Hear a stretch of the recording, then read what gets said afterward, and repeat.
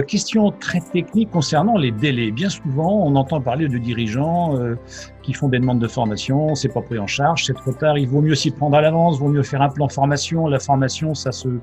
Alors, chose, à moins que ce soit rapide ou qu'on ait besoin de formation dans l'immédiat, mais je pense qu'il faut s'y préparer. Il y a un plan de formation, faut définir un calendrier.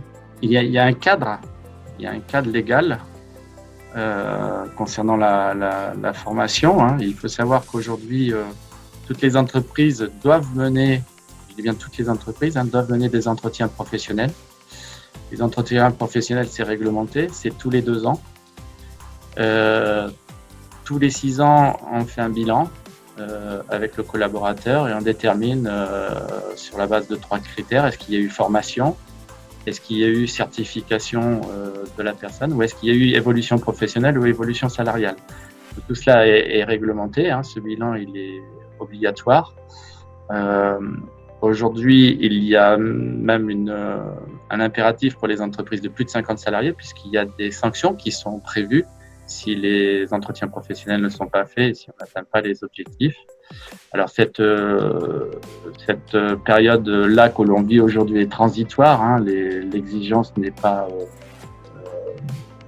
je dirais, n'est pas complètement, totalement appliquée. Mais il y a quand même des risques qui sont importants sur les entreprises de plus de 50 puisque c'est des sommes des abondements correctifs qui se font sur le CPF qui sont de 3 000 € par salarié. Donc il vaut mieux s'en préoccuper.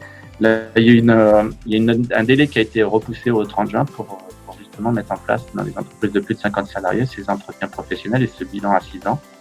Hein, donc on part de l'ancienneté du salarié et tous les 2 ans entretien pro et tous les 6 ans bilan.